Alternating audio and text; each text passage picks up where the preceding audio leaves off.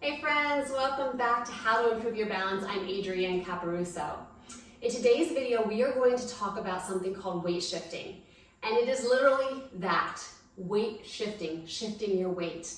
One of the reasons that this is incredibly important is walking.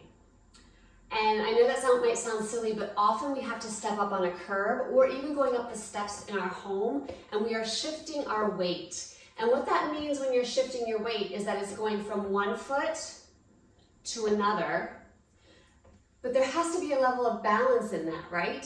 So I know sometimes when we go upstairs, there's a railing to hold on to, but sometimes when we're stepping onto a curb out when we're taking a walk, there's nothing to hold on to. So we need to know how to appropriately shift our weight in order that we don't fall. We don't want the weight going so far forward that we fall forward. So I'm going to show you with these two dots. You likely don't have dots, but you might have something in your house. These are rubber, so they're safe. I'm not going to slip on these. Make sure that it's a no slip item that you have if you want to put two dots or something down. So I'm going to put my two dots here. And when you start, you might want your feet a little bit narrower, like this is a pretty narrow stance. And what you're going to do, let me move them back just a little bit. What you want to do is you're going to stand on them. They're just reference points. And you're going to shift back and forth. Okay? And so if you've had knee replacements and this bothers your knee, don't lunge quite as deeply. But you can still kind of shift back and forth without putting a lunge in there. I'm going to make mine a little deeper with intention, because if there were to be a fall or a point in time where you think you would fall, you're not worried about your knees, you're really worried about helping yourself stay upright, and so it might go a little deeper. So I'm going to go a little deeper for safety's sake, so that my brain starts to get trained as to if I would have to have a fall, I'm going to try to stop myself. But if you have a knee replacement and it bothers your knees or anything like that, just go a little bit more shallow. Your brain will still start to understand what's happening, okay? All right, so here's the weight shifting. Now, to make it more difficult, you're gonna open up your dots and make them a little wider. So now you have a wider stance, and you're gonna shift a little more and see what that feels like. Back and forth, okay? The next thing that you're going to do is you're going to put them at an angle to each other. So I'm going to turn this way so that I can stay on camera and you can see how the dots are from back to front to back. This one's at a diagonal, and I'm going to shift forward and backward. Why is this important?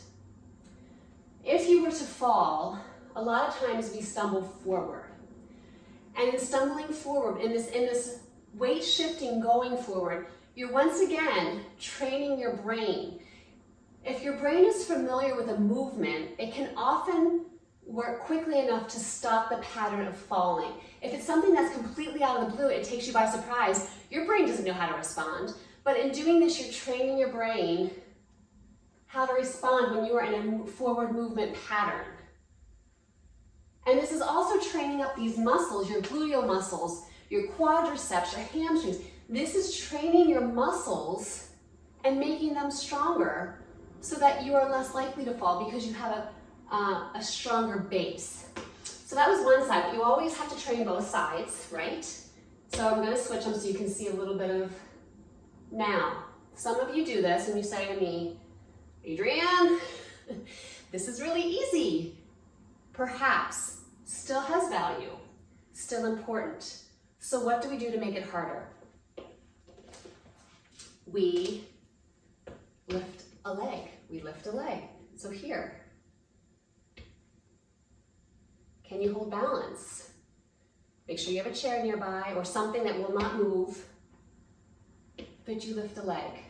And then when that becomes easy, you widen it and you lift it again. And you try to hold balance. Now you saw I didn't have good balance here and I put my foot down to tap. If you are not at a point where you can do this and hold this, you can do a little tap. And you might progress to this wider than stance with the leg lift, okay? Adrianne, that's easy. Now what? Now we add weight, because sometimes we are carrying groceries when we have to weight shift. Or we're going to the airport and sometimes we have rolling luggage, but sometimes we don't. So you can grab a pair of dumbbells, bring the dots back together again to start, and you shift. Okay? Adrianne, that's easy. Okay? Take your dots wider again. I think you see the pattern here. And you're going to shift wide. And when that becomes easy, try a lift. Now, are you ever really walking like this? No, of course not. But what you're doing is you're teaching your body how to balance on one leg, how to shift your weight and move your weight. Because if you do not know how to do this, you are more likely to fall. It's just a given. You don't need to add the dumbbells right away. If you don't have dumbbells, 2 bottles of water, anything that's heavy that you have, pick up two carry-on suitcases that are empty and try shifting with that. That'll be a little bit more challenging because they hang down, but just try it and see what happens. The weight shifting is incredibly important because we do it every single day. Steps into our home, steps out walking, steps everywhere. Even to step onto an escalator, you have to lift a foot. I know there are railings there, but try to get your balance so that you can do it without the fear of falling. And of course, the escalators are moving, so that's a totally different situation. But as a whole, this trains your brain and your body how to move back and forth without falling, shifting your weight. And once again, like I talked about, sometimes falls, when they happen, they're falls forward. If your body is familiar with this type of a pattern by taking your nose over your center of gravity, and we'll talk more about that later in the week, you're that much more likely, should there be a fall where you're forward, where your brain knows how to respond to that. And you're more likely to catch yourself, okay? All right, that's the video for today. If you have any questions, let me know.